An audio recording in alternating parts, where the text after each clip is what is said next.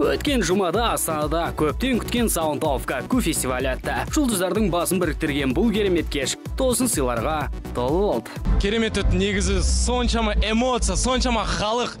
Мен ойынша керемет өткен сияқты, өйткені өзіміз де энергияға толы болып тұрмыз қазір. Алау тобы Sound of Gakku фестивалін Welcome to Kazakhstan әнімен ашқан болатын. Олар аталмыш кешке барынша дайындалды. Ал дайындықта қобалжыған Зируза болса, сахнаға шыға сала бар қорқынышын ұмытып кетті. Бүгінгі концерт өте керемет. Осы жолы мен қатты қобалжыған жоқ сияқтымын. Бірақ үлкен сахнаға алға шыққан Зируза қобалжу болмағанымен кішігірім кемшіліктер болғанын атап өтті.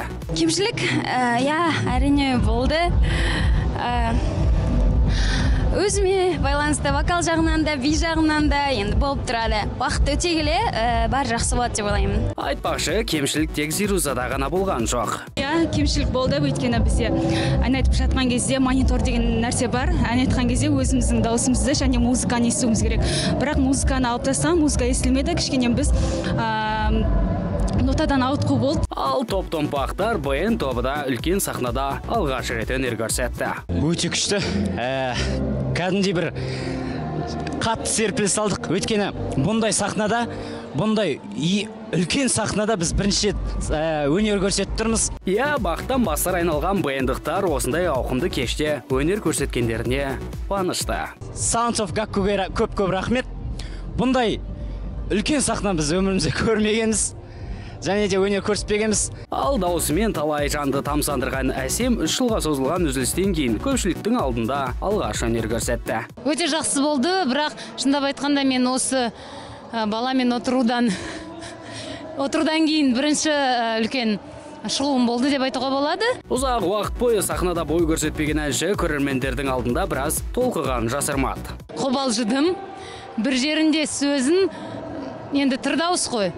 Түрде айтып жатырмыз, бір жерінде сөзін кішкене шатастырдым, шыны керек, бірақ өте күшті әсер алдым. Әсем толқынысын баса алмай жүрсе, формат тобы Sound of Gakku'ге үлкен дайындықпен келгенін айтып қалды. Барлық туыстарымыз жинап, бүгін Gakku келіңдер, біз шыққанда айғайлаңдар деп ойнап айтам қалжың әрине.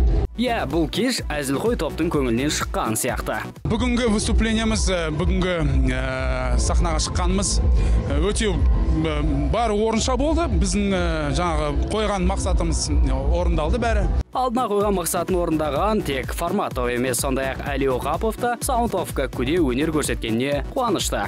Сөз таба алмай жатырмын, өйткені Gakku'дың концерттерімен тек қана Gakku'дың концерті салыстыруға сәйкес келеді. Сондықтан қанша рет қатыспасақ та, әрқашанда алғашқы рет сияқты біз үшін. Айтпақшы, Sound of Gakku'ге сүйікті топтарын көру үшін алаңға біраз Ravens жиналған. Сахна бізді өте ашық қарсы алды, өте тамаша сондай сезім болды. Барша Ravens'тарға көп рахмет!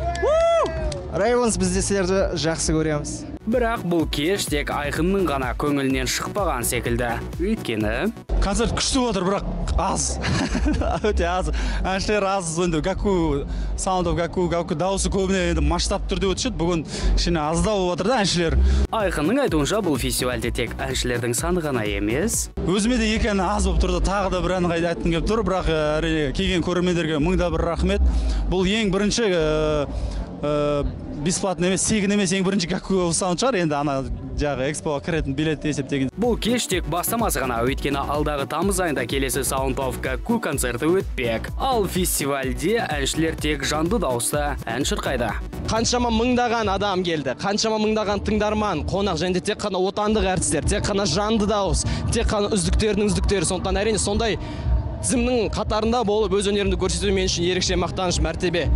Астана Экспо 2017 амфитеатрында өткен үлкен музыкалық фестиваль барша халықтың көңілінен шықты. Өйткені көптен күткен кешке 7000-нан астам астаналықтар мен қала қонақтары жиналды. Ал үлкен дайындықпен келген әртістер болса, емтиханнан сүрінбей өтіп керемет өнер көрсетті. Айтпақшы, келесі Sound of Gakku 13 тамыз күні дәл осы амфитеатрда өтеді. Бүгінде билеттер сатылымда. Ендеше қапы қалмаңыздар.